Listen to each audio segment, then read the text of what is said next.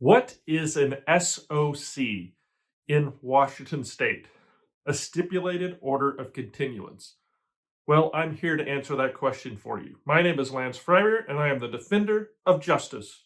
Defender of Justice. Defender of Justice. Defender of Justice. I don't normally look like this.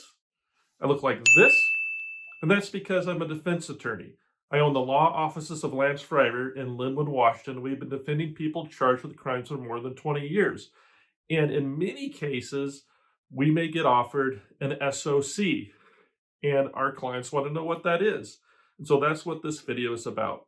So I'm going to cover three things in this video. Number one, what is an SOC? Number two, what are some times you might get offered an SOC? And most importantly, number three, so stay to the end, what are some pitfalls to be worried about if you are considering taking an SOC in your criminal case in Washington State? So again, I'm making these videos to put out information to help everybody. If you find this useful, please like this video. Please subscribe at the end. And I'm going to get into it right now. So a stipulated order of continuance is offered sometimes in non-felony cases.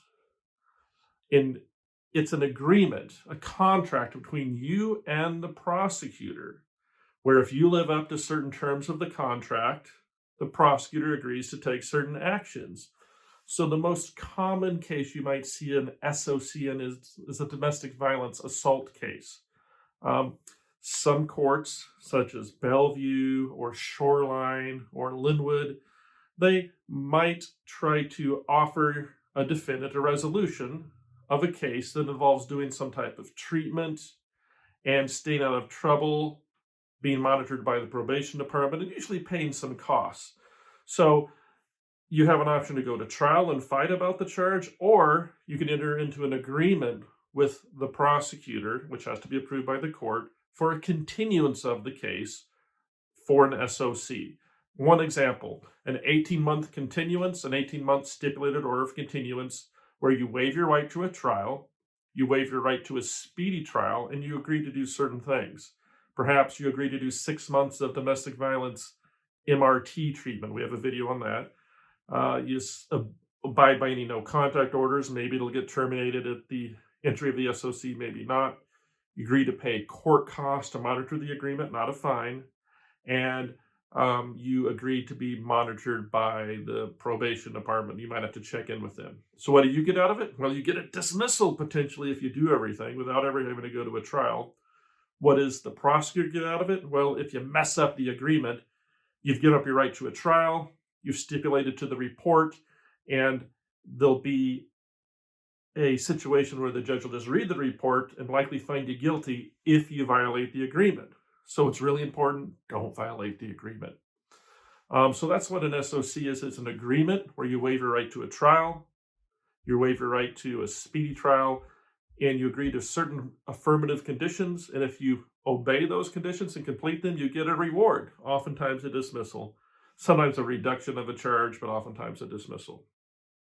So what are some other situations? Number two that I said I'd cover situations an SOC might apply in. Well, sometimes on a DUI charge, they might offer you what's called a slow reduction or an SOC to a reduced charge, like negligent driving first degree. Huge advantage here because you might avoid a DUI conviction.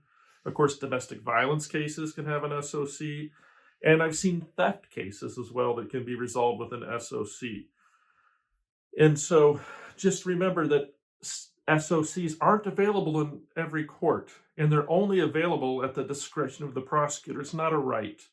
So certain courts don't approve SOCs. The current Bothell Municipal Court doesn't approve SOCs. Kirkland Municipal Court doesn't approve SOCs. And many state courts do not. And again, no felonies. We're only talking misdemeanors. And Lance, why is it? Why don't they approve SOCs? Well, the stated reason might be that there's some old attorney general's opinion that calls it into question.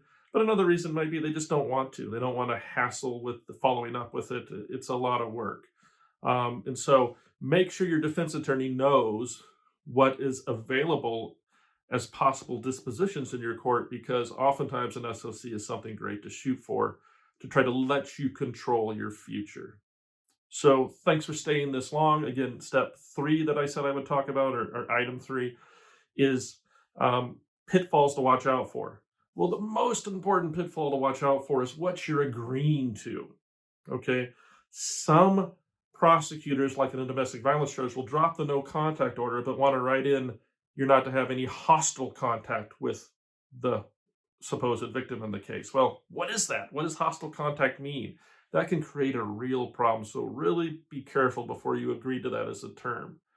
Another thing, if you're a non-citizen, the word stipulation is a no-no for the federal government. So if you're a non-citizen and you're going to enter into an SOC, you at least address with your attorney possibly changing some of the language, if possible, in the SOC agreement to take out the word stipulates. For example, we'll usually try to write in, we waive the right to object to evidence. We don't stipulate to the admissibility of evidence, because the federal government often looks at a stipulation as being made at the time the document is entered, not conditionally. So that can create a problem.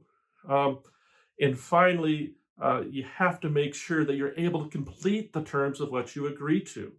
So if they want you to do an alcohol evaluation and follow up with treatment as part of an SOC, don't let your attorney be lazy. Try to get that all done before you enter the SOC so you're set up for success. Okay, most criminal attorneys charge a flat rate, and so it's not going to cost you any more money to try to make sure that you're set up for success. So try to make sure you're able to do the terms of the agreement, and try to have them done ahead of time if you can. That's our best advice, at least for our clients.